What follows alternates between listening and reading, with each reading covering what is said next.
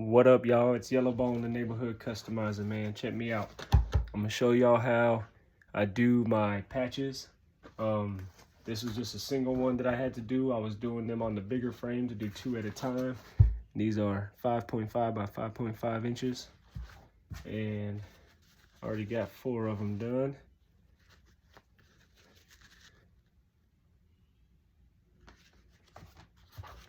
And I like to use this outdoor furniture fabric, and I'm no rocket scientist or anything. I just happen to have an abundance of this from some outdoor furniture we made, and I wanted to try it out making patches, and it worked so great. It worked perfectly because, one, it's meant for high temperatures, it's meant for outside, it's durable, it's nice and tough, but it's also 100% polyester. If you look at the back, you can see it's kind of like a plastic feeling compared to the front. And it's really a cost-effective way to do patches because you can buy this in large amounts for a lot cheaper than you're buying twill or anything like that. So this is what I use. You'll see I also use 2 pieces of backing. So I use 2 pieces of cutaway backing and then this outdoor furniture fabric. And this is how I make my patches, okay? And I'll show you when I cut it out. I like to use these curved scissors, pleat scissors, that lets you get a better view of what you're cutting. And it's really easy. I like to get up close to the border and then kind of fold my scissors down this way. You see how I'm rocking it so that I can see that point. And then I just cut right around the edge. And you don't want to get too close because you don't want to cut your threads. But you want to get as close as you can, but this polyester outdoor fabric really melts away really easy when you hit it with the lighter, and I'm gonna show you as we get to the end of this process. But you see how close I'm getting. I'm trying to get as close as I can without cutting the threads. And it's really easy with these curved scissors. And if you got a big order, you're trying to go fast, if you're doing long, full cuts, you kind of got to turn your blade as you're going and it slows you down. Just do short little choppy cuts. And you can keep on moving and you don't have to reset or anything like that. And again, I'm getting really close, but not close enough to cut that thread. And I love doing them with square shaped, circle shaped, because it's really easy to cut it out. You're just going in one smooth motion. But sometimes you've got odd shapes whenever you're doing patches. There ain't nothing wrong with that, right? You can still get it cut pretty fast. So I cut all the way around and I get as close as I can, right? And you see there's a good amount coming off. If you look at these,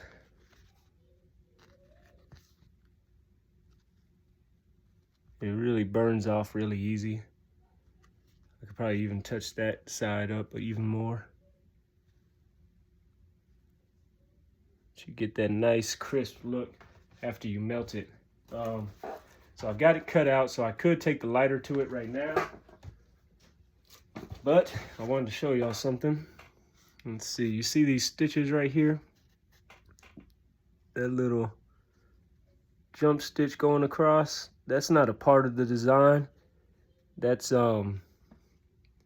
just where this fill in the background, the gray, had to jump from one side to the other, and it stitched all the way over there because this is all one piece. That gray skeleton is just one fill that I did, and then I did a whole bunch of holes in it in order to make the design on the inside, and then of course went over in white to add the detail. But I want to show you how to remove this.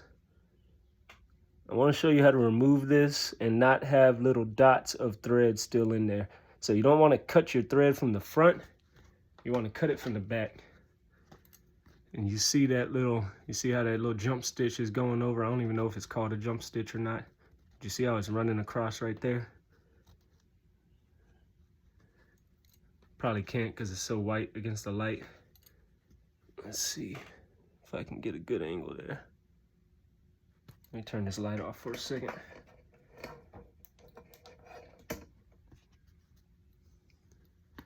So at the point of these scissors, oops, probably a thread, seam ripper would probably be easier than using scissors, but you'll see a little jump stitch running across, and those threads are really easy to cut. And usually whenever you cut one of them, the rest of them kind of just come off pretty easily, but I like to follow it all the way down just in case. So now I flip it around, and you'll see whenever I pull these out, put my scissors under, look at that, it pulls that thread right up out of there. So now there's nothing left behind. Do it to the other side, and you got these long thread pieces that you just cut away.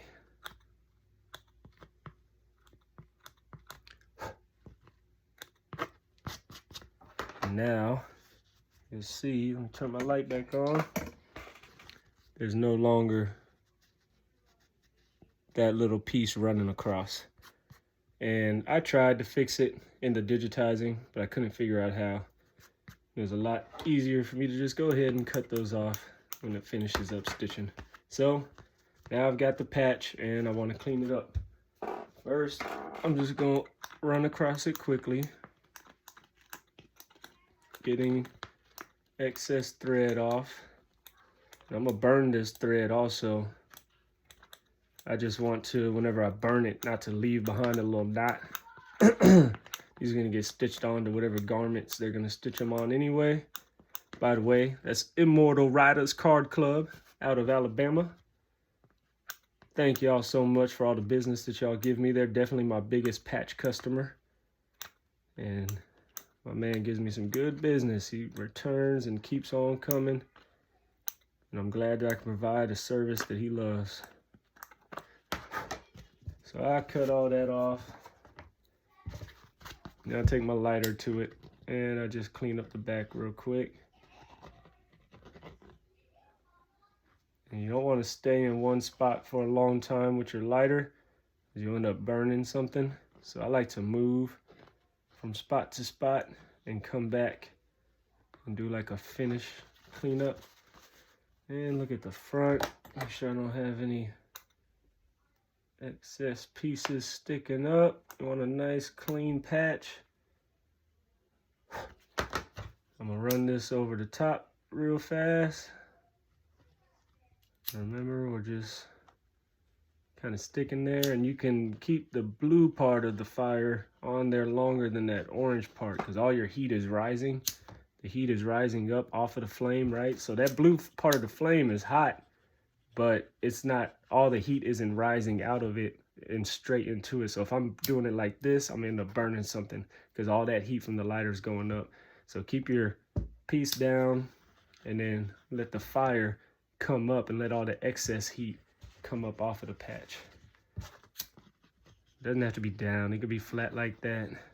And you can see that that extra heat isn't hitting the patch. And I did that excess just to show y'all the process. So then, in order to clean the edges up, in this part, I like to have that orange part hitting it, but still not, you know what I'm saying, going straight on it. The flame is still coming away from it, but I am getting that orange part of the flame in there, so it's catching a good amount of heat. And you see how that's melting away real easy. And what I do is I'll hit it with the heat, hit it with my palm, compress it down, and then I just keep on moving along all the way around the patch. And it doesn't take this long. I did those other 4 cleanups really fast, maybe 12 minutes total. of cleanup on those, all 4. So it doesn't take a long time.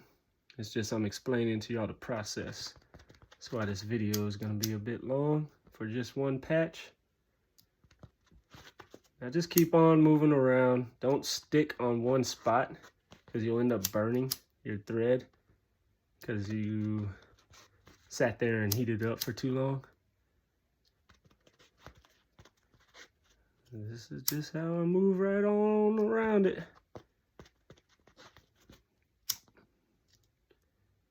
And you'll feel whenever you're hitting your palm, it's hot, but it's not hot. It's not gonna burn you.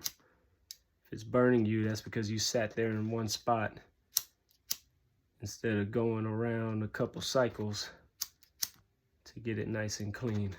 Don't sit there in one spot and try to get one spot all the way clean. You'll end up burning your patch, burning your threads, messing it up. Boom. All right. So that's that. Nice clean edges now.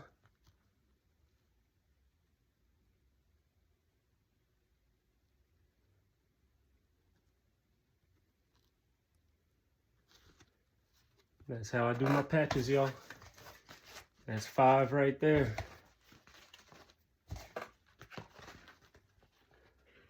Five patches, headed to Alabama, about to package them up and ship them out. Appreciate y'all, man. Peace out.